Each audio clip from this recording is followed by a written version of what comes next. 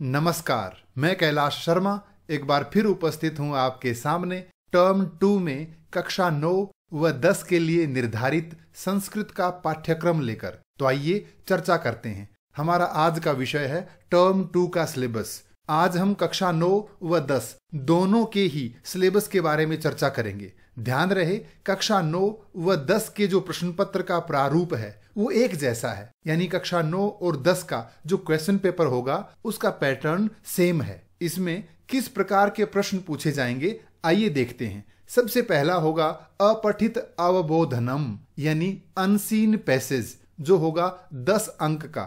दूसरा होगा रचनात्मक कार्यम। रचनात्मक कार्य में पत्र लेखन, चित्र वर्णन, अनुवाद इत्यादि होंगे, जिनके लिए निर्धारित अंक हैं 15। और तीसरा होगा पठित अवबोधनम यानी पाठ्य पुस्तक से संबंधित प्रश्न, जिनके लिए अंक निर्धारित हैं 15। कुल अंक होंगे 40। यहाँ ध्यान देने की बात यह है कि ये जो पठित अवबोधनम है ये कक्षा 9 में शैमुषी भाग 1 से पूछा जाएगा और कक्षा 10 में शैमुषी भाग 2 से। तो हमारा प्रश्न पत्र 3 भागों में होगा। पहला अपठित अवबोधनम, रचनात्मक कार्यम और पठित अवबोधनम। आइए एक एक करके पढ़ते हैं। पहला है अपठित अवबोधनम यानी अनसीन पैसेज। इसमें 80 से 100 शब्दों का एक गद्यांश यानी पैराग्राफ दिया जाएगा। इस गद्यांश के आधार पर कुछ प्रश्न पूछे जाएंगे। वो कैसे होंगे? पहला होगा एक पदेन उत्तरत यानी एक शब्द में उत्तर देना है। 3 प्रश्न दिए जाएंगे, उनमें से कोई 2 करने हैं, जो 2 अंक यानी एक एक अंक का एक प्रश्न होगा। कुल अंक 2 होंगे। दूसरा प्रश्न होगा पूर्ण वाक्येन उत्तरत यानी पूर्ण वाक्य में उत्तर देना है, यानी फुल सेंटेंस में आंसर लिखना है। इसमें भी 3 प्रश्न दिए होंगे, उनमें से कोई 2 करने हैं। हर प्रश्न के लिए 2 अंक होंगे, यानी कुल 4 अंक। तीसरा होगा शीर्षक लेखन यानी टाइटल लिखना है। जो गद्यांश दिया हुआ है उसे पढ़ करके उसका शीर्षक लिखना है। ध्यान रहे, शीर्षक 2 या 3 शब्दों से अधिक न हो। चौथा होगा भाषिक कार्य यानी व्याकरण संबंधी प्रश्न। इसमें क्या होगा? इसमें 3 प्रश्न दिए जाएंगे। वो प्रश्न कैसे होंगे? पहला होगा कर्तरी क्रियापद चयनम यानी एक वाक्य दिया जाएगा, उसमें या तो कर्ता या क्रिया पूछा जाएगा कि क्रिया कौन है या कर्ता कौन है, वो चुनकर लिखना है। दूसरा होगा कर्तरी क्रिया अन्विति यानी एक क्रिया बताई जाएगी, उसका कर्ता चुनकर लिखना होगा। तीसरा है विशेषण विशेष्य चयनम। 2 शब्द दिए जाएंगे, उन दोनों में से या तो विशेषण पूछा जाएगा या विशेष्य पूछा जाएगा। अगला है विलोम पर्याय चयनम।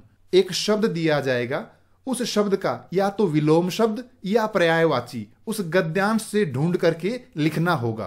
तो ये है हमारा 10 अंक का अपठित अवबोधन यानी अनसीन पैसेज, जिसमें एक पद में उत्तर 2 अंक, पूर्ण वाक्य में उत्तर 4 अंक, शीर्षक लिखना 1 अंक और भाषिक कार्य 3 अंक। कुल 10 अंक का होगा अपठित अवबोधन।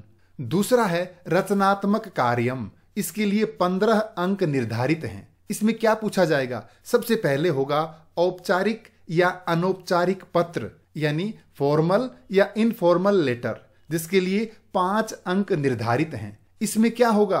मंजूषा की सहायता से यानी एक बॉक्स में कुछ शब्द दिए हुए होंगे, उन शब्दों की सहायता से रिक्त स्थान भर के वह पत्र दोबारा लिखना होगा।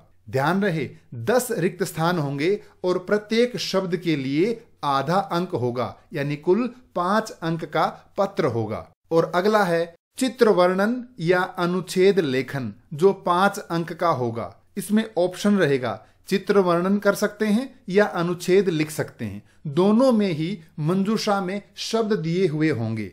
हमें शब्दों की सहायता से ही चित्र वर्णन करना है और शब्दों की सहायता से ही अनुच्छेद लिखना है।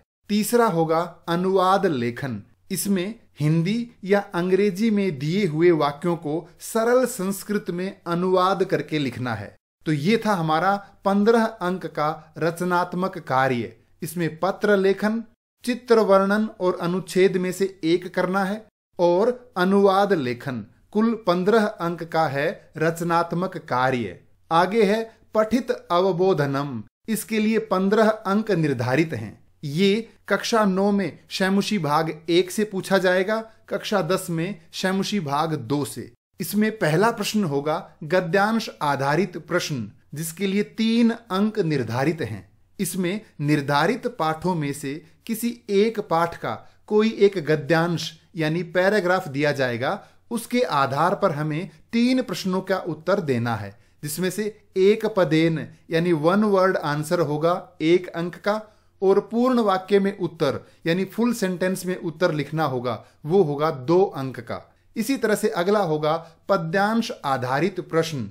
निर्धारित पाठों में से किसी एक पाठ से 1 या 2 श्लोक दिए जाएंगे, उन श्लोकों पर आधारित प्रश्नों के उत्तर देने हैं। इसमें भी एक पद में उत्तर 1 अंक और पूर्ण वाक्य में उत्तर 2 अंक होंगे, यानी कुल 3 अंक का होगा। इसी प्रकार तीसरा होगा नाट्यांश आधारित प्रश्न। निर्धारित पाठों में से इसमें एक नाट्यांश दिया जाएगा, उसके आधार पर हमें प्रश्नों का उत्तर देना है। इसमें भी एक पदेन 1 अंक का होगा और पूर्ण वाक्य में उत्तर वाला 2 अंक का होगा।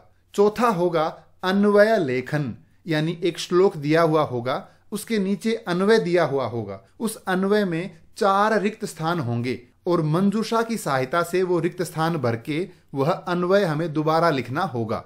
पांचवा होगा घटना क्रमानुसारम कथा लेखन, यानी निर्धारित पाठों में से किसी एक कहानी के 8 वाक्य दिए हुए होंगे, उन वाक्यों को घटना क्रम के अनुसार लिखना है, यानी कौन सी घटना पहले हुई, उसके बाद कौन सी हुई, उसके बाद कौन सी हुई। इसके लिए निर्धारित हैं 4 अंक। तो इस प्रकार कुल 15 अंक हुए।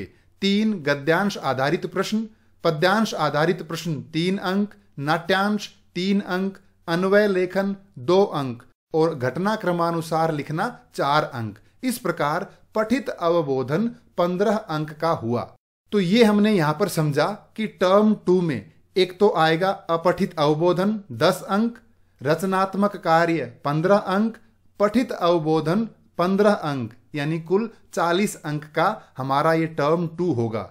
आइए अब हम बात करते हैं कि कक्षा 9 व 10 के लिए टर्म 2 में कौन कौन से पाठ निर्धारित हैं। सबसे पहले हम चर्चा करेंगे कक्षा 9 के लिए, यानी शैमुशी भाग 1 में। पहला है पाठ 6 यानी भ्रांतो बालः, ये एक गद्य पाठ है। दूसरा है सिक्ता सेतु, ये एक नाट्यांश है। तीसरा है जटायोः शौर्यम, ये पद्य है, यानी इसमें श्लोक हैं। और चौथा है पर्यावरणम, ये भी एक गद्य पाठ है। अब बढ़ते हैं कक्षा 10 की ओर, यानी शैमुशी भाग 2 में कौन कौन से पाठ निर्धारित हैं। पहला है पाठ 6 सुभाषितानि, इसमें पद्य यानी ये श्लोक वाला पाठ है। दूसरा है सौहार्दम प्रकृतेः शोभा, पाठ 7, ये नाट्यांश है। तीसरा है विचित्रः साक्षी, पाठ 8, ये गद्य पाठ है। और चौथा है पाठ 9 सूक्तयः, ये भी पद्य पाठ है, यानी इसमें श्लोक दिए हुए हैं।